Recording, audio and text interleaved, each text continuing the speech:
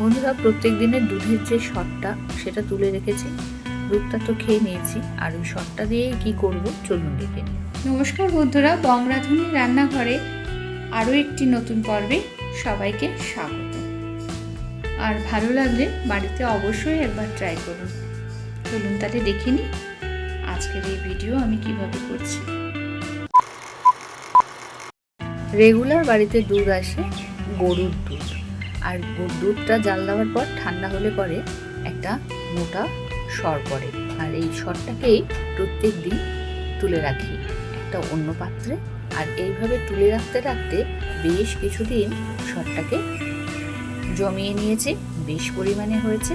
আর এটা airtight container মধ্যে ঢাকা দিয়ে ফ্রিজে রেখেছি।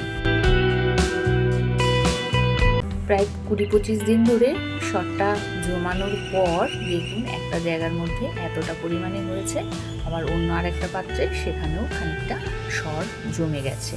আর ফ্রিজে রাখার দরুন এটা একদম জমে টাইট হয়ে আছে।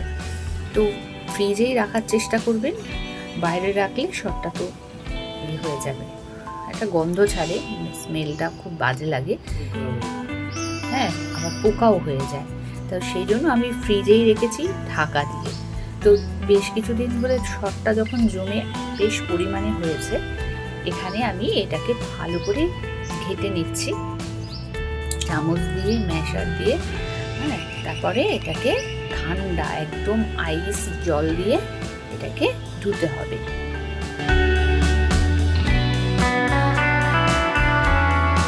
এই ডালঘুটুনি দিয়ে এরকম ভাবে এটাকে, এই কাজটা করতে সময় ধৈর্য দুটোরই লাগে, কিন্তু অরিজিনাল জিনিসটা ঘরে বসে পাওয়া যায়। তো যাই হোক, এইভাবে আমি ঠান্ডা জল দিয়ে দিয়ে ভালো করে ঘুটিয়ে নিচ্ছি।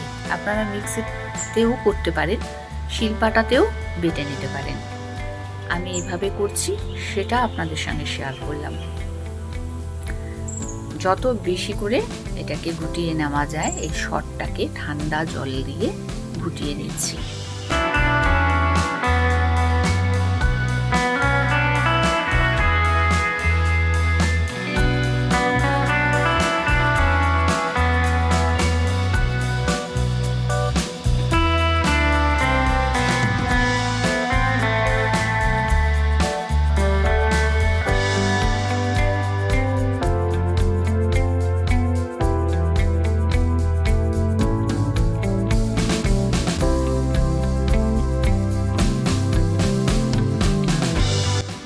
দেখুন, জলের মধ্যে, ঠান্ডা জলের মধ্যে আমি এই সরটাকে ঘুটিয়ে নিয়েছি। এইবার আরো পরিমাণে জল দিয়েছি, ভেসে উঠেছে। জলের মধ্যে মাখনটা ভেসে উঠেছে। আর এইভাবে আমি নিয়ে নিলাম। এটাকে বেশ ভালো করে বারে বারে জল দিয়ে ধুয়ে নিতে হবে। আমি 3 থেকে 4 বার এই মাখনটাকে ধুয়ে নেব।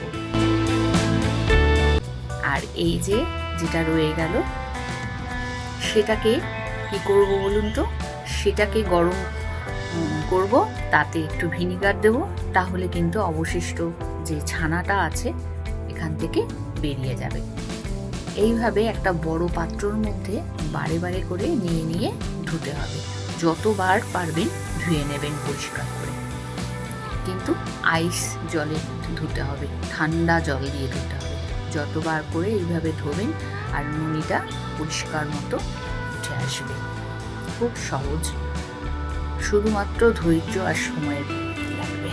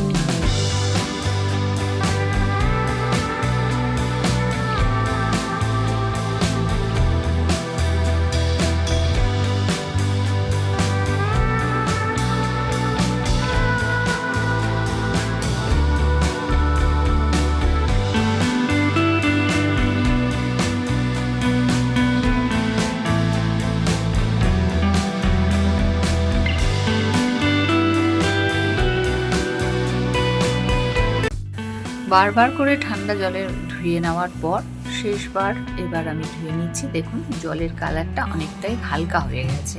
যখন এরকম হালকা রঙের জল বেরোচ্ছে আর পুরো ননিটাই হাতে চলে আসছে, তাহলে বুঝতে হবে এটাকে ধোয়া কমপ্লিট হয়েছে।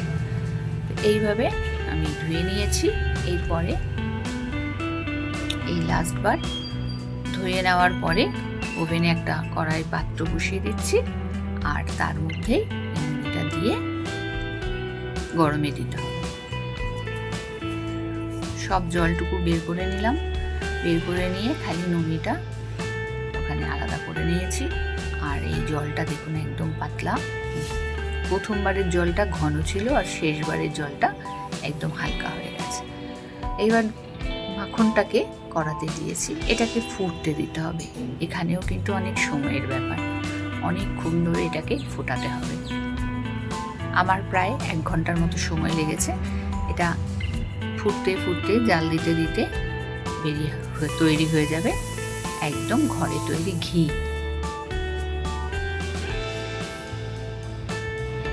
এইবার ফুটতে ফুটতে যখন কালারটা চেঞ্জ হয়ে যাচ্ছে, দেখুন অটোমেটিক কালারটা এরকম চেঞ্জ হয়ে গেছে আর নিচে জমে যাচ্ছে, উপরে কিন্তু ঘিটা চলে আসছে।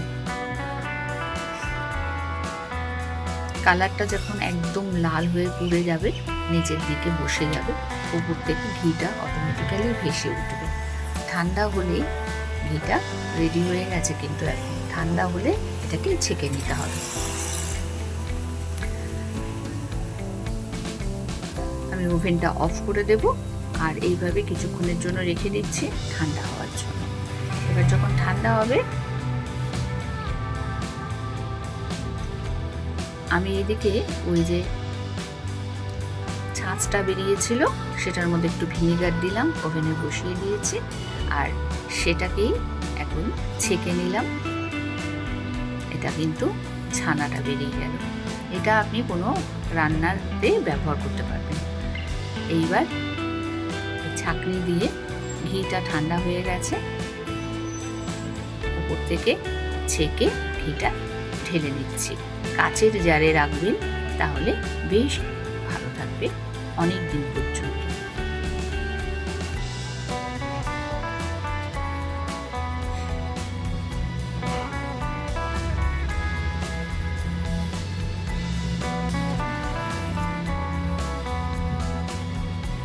ভিডিওটা কেমন লাগলো বন্ধুরা? ভালো লাগলে প্রচুর প্রচুর শেয়ার করে লাইক করে দেবেন। খুব সহজ একটা ভিডিও আর একদম খাঁটি জিনিস পেয়ে গেলাম।